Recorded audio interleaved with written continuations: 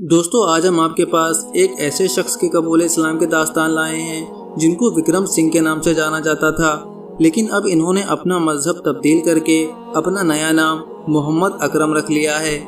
लेकिन इनका इस्लाम कबूल करना इतना आसान नहीं था। जब इन्होंने इस्लाम को कबूल किया तो इनके ही घर वालों ने इनको 5 दिन तक घर में कैद करके रखा और इनको मारा पीटा, हत्ता कि लोगों ने इनको जान से मारने की भी कोशिश की। लेकिन फिर भी इन्होंने इस्लाम का दामन नहीं छोड़ा और इस्लाम पर साबित कदम रहे। दोस्तों, मोहम्मद अकरम उर्फ विक्रम सिंह की ये कारगुजारी इंतहाई ईमान अफरोज है, लिहाजा आप इस वीडियो को पूरा देखें। और अगर आप इस चैनल पर नए हों और अभी तक आपने हमारे इस चैनल को सब्सक्राइब नहीं किया है तो इसे सब्सक्राइब कर दें, क्योंकि हम हर रोज़ ऐसे ही एक रिवर्ट मुस्लिम की वीडियो लेकर आते हैं। मेरा नाम मोहम्मद अकरम है। इस्लाम से पहले मेरा नाम विक्रम सिंह था। मैं मेरठ जिला के एक गांव जो अब शहर में आ गया है वहां का रहने वाला हूं। मेरे वालिद साहब का नाम श्री तिलक राम है। वो दरमियानी दर्जे के किसान हैं। मेरे 4 भाई और 3 बहनें हैं। मैंने नानक चंद कॉलेज से तारीख में एमए किया था। उसके बाद एलएलबी में दाखिला लिया था। दूसरे साल मेरी ज़िंदगी में कुछ हालात आए जिसकी वजह से मुझे दरमियान में ही तालीम मौकूफ़ करना पड़े। मैंने 2 अक्टूबर 2002 को इस्लाम कबूल किया। मेरा बचपन बड़ा अजीब गुजरा। मेरा घराना बड़ा धार्मिक हिंदू घराना है। मैं जब ज़रा बड़ा हुआ तो मेरे दिलो दिमाग पर अपने मालिक और अपने खुदा की तलाश का जज्बा तारी हुआ। मैं अकेला बैठा तो मेरे दिल में ये ख्याल पैदा हुआ कि सारे संसार का बनाने वाला कौन है और कौन सी ज़ात है जो इतने सारे इंसानों को पैदा करने वाली है। और सारे इंसान बिल्कुल अलग अलग, यहाँ तक कि एक माँ एक बाप की औलाद भी बिल्कुल अलग अलग। कोई कंपनी कार बनाती है तो एक सी बनाती है और हमें नंबर प्लेट से पहचानना पड़ता है, मगर इस दुनिया में करोड़ों लोग एक मालिक के बनाए हुए बिना नंबर प्लेट के पहचाने जाते हैं। ऐसा बनाने वाला वो कौन है? सूरज निकलता है तो आग बरसती है, चांद चमकता है तो ठंडी होती है। इतना बड़ा आसमान बगैर सुतूनों के, बगैर दीवारों के किस तरह टिका हुआ है? इसको कौन संभाले हुए है? इंसान का जिस्म, उसकी आंखें, कान, चलने फिरने के लिए पाँव, कैसा प्यारा निज़ाम है। इसको बनाने वाला कैसा अजीम है। किसी इंसान की आंख फूट जाए तो ये डॉक्टर पत्थर की आंख तो लगा सकते हैं, मगर उस जैसी आंख सारी दुनिया के डॉक्टर मिलकर नहीं बना सकते। ये सवालात मुझे अल्लाह की बनाई हुई हर चीज़ से उसके बनाने वाले को तलाश करने पर मजबूर करते हैं। मैंने अपने दिल की तस्कीन के लिए मजहब का सहारा लिया।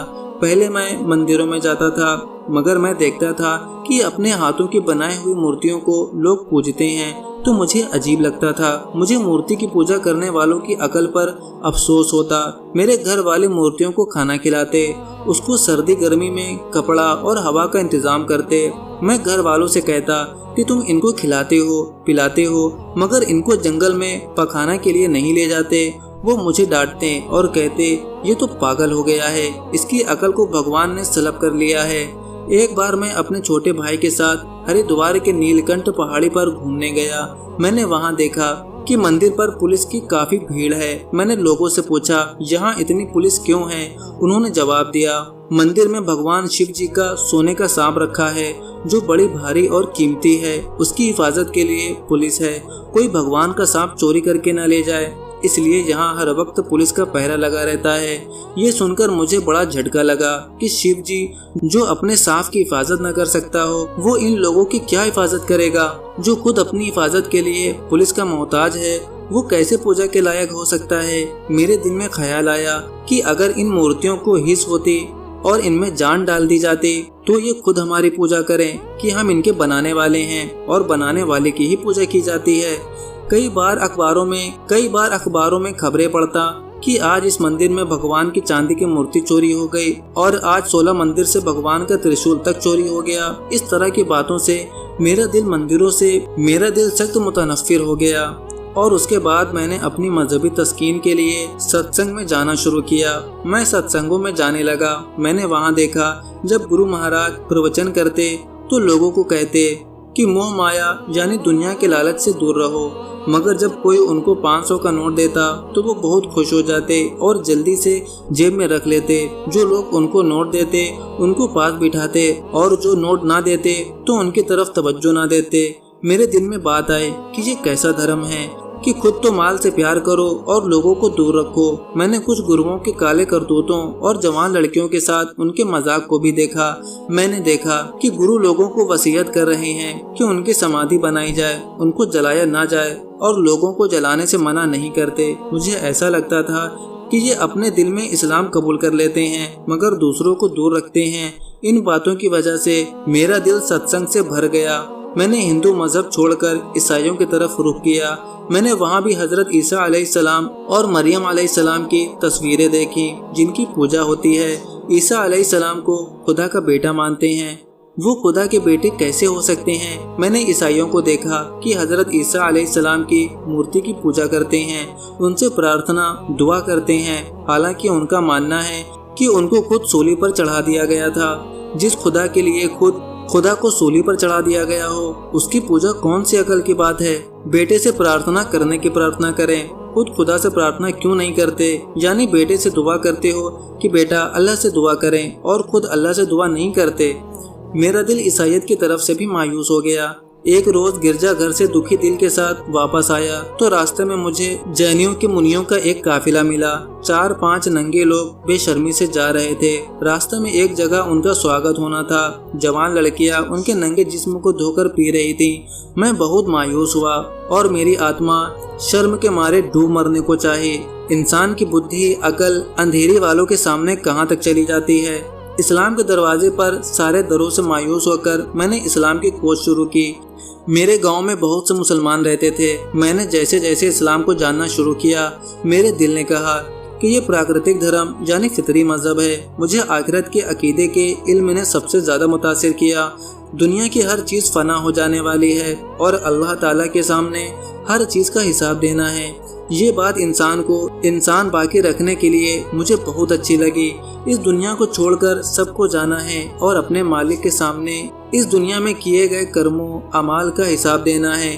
उस मालिक के सामने जाना है जो सारे जहां को बनाने वाला है। सारी दुनिया के लोग उसके बंदे हैं। यहाँ तक कि इस्लाम के रसूल हज़रत मोहम्मद सल्लल्लाहु अलैहि वसल्लम भी अल्लाह के बंदे हैं और एक इंसान है। मैंने इस्लाम को जानने के लिए कुछ मुसलमान लड़कों से दोस्ती कर ली। मेरे एक दोस्त फारूक की नानी का इंतकाल हो गया।